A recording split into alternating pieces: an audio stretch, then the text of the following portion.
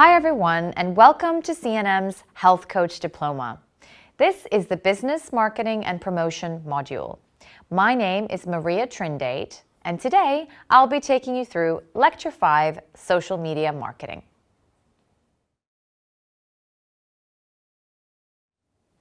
Let's firstly look at the definition of social media.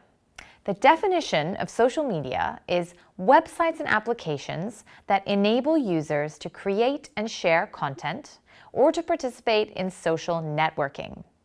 So basically any tools that you find online, through your phone, your tablet, or any other device that allows you to post things, whether that be photos, text, videos, online or on that particular network, and allows you to talk to other people, so social networking. And there are many different social media platforms, and if you haven't heard of any of these, then it's a really good idea for you to familiarize yourself with them, especially ones like Facebook, Instagram, and Twitter. So let's have a look at some of these and how you can actually use them to your benefit as a marketing tool. But firstly, it's important to realize that actually social media is just one tool. So you don't want to overly rely on social media to promote yourself, which is what a lot of people in the health space are doing these days. So whilst it is a very important area for you to consider, don't rely on it 100%. Use other tools because we don't know what will happen in 10 years' time. We don't know if these tools will actually remain relevant as marketing tools. Let's firstly look at Instagram as a social network. So what is Instagram? If you've never heard of Instagram, what it is essentially is a social media network where you can create your own profile, including photos of yourself and a little bio about you, as a person, or if you're a business, what it is that you do. And your photos stay there. All the photos that you post will stay on your profile. And people can interact with the photos that you post, liking them, putting comments. So basically a platform for you to upload photos and content about yourself. Within Instagram, you can also use a function called Instagram Stories and Instagram Live.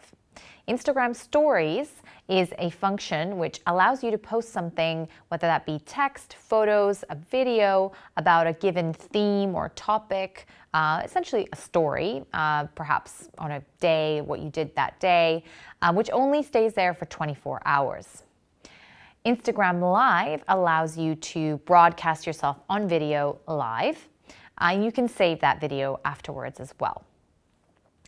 So Instagram is a great tool for allowing you to visually put out a lot of content to support your business. So photos and videos mainly are what kind of shine well on Instagram.